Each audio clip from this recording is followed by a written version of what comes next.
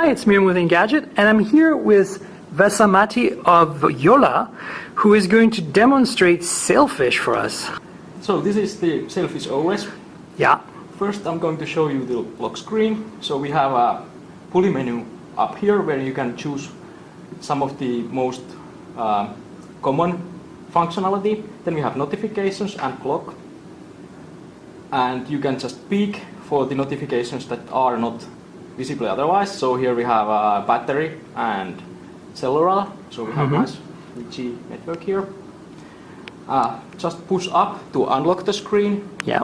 And here we have home view. So it has some applications and running apps. And we have no apps running at the moment. And just continue up and you have a list of your applications. So this is the launcher. And in the end of the launcher we have again pulley menu which you can choose to go back to the home screen. So let's go to see some apps. First I'll start with the people applications. And here are some of my favorites. So as a thumbnails, or I can just type in to search for people. So first let's tap on the CEO. So this is Mark's contact card. And what you see here is on the top you see the pulley menu. And it works so that you can just grab anywhere and pull down. And it selects an item from the menu. And the idea is that it is really easy and comfortable to do this. And you get some sound feedback when you select an item here, and you get haptic feedback, so you can almost do it like without watching the user interface. Right. The other thing you can do that is like for this ease of use or convenience or effortless of the UI is the back stepping. So we don't have the regular back button here. Instead you grab anywhere and just push. So now we are back in the front. So it's always left to right? Yes. Cool. And the another option is that in some user interfaces it's not so easy to, you might have lots of sliders and such. So you have a backup as pressing the depth indicator and you get back. Cool. Another big thing is the multitasking. So we have this push gesture. So you push your finger from the side. And now you see that it reveals the notifications or the indicators. So again, you can just quickly peek what's the battery status, what's the network status, and you can go back. Or if you want to go to home, do it all the way through, and then you are back home. And now you see the multitasking as the application is on background. And of course now just tapping the application, it will bring it back on. But let's leave it here. And in this case, the application developer has decided that this kind of couple of images of your favorites is enough to present your application here. So it's like essentially the equivalent of a tile in Windows, basically, right? It's more than a tile, so you can interact with it.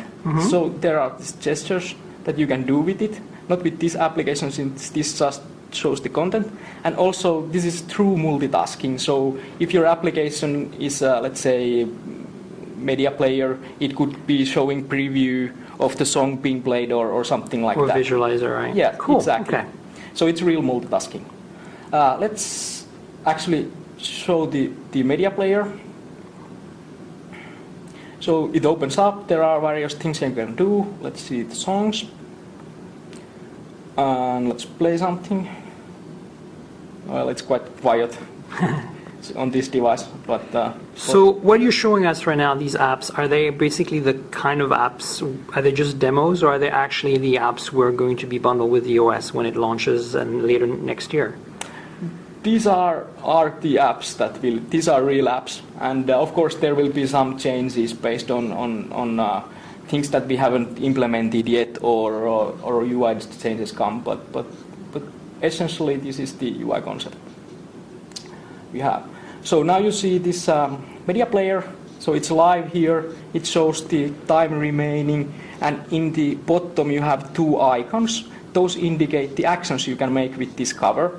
So just by grabbing here, I can pause the song or continue, or the other way around is the another action, so change the song to the next one and then the song changes. Okay, so that's the gestures you were talking about. Yeah, so it's richer than just having a tile or just showing what's happening. So you can interact and it can be live and do whatever. Another big thing we have is the personalization here. So that's the ambience we talk about. So let's go to the Photos application. Open here the list. So this is quite typical grid of photos here. And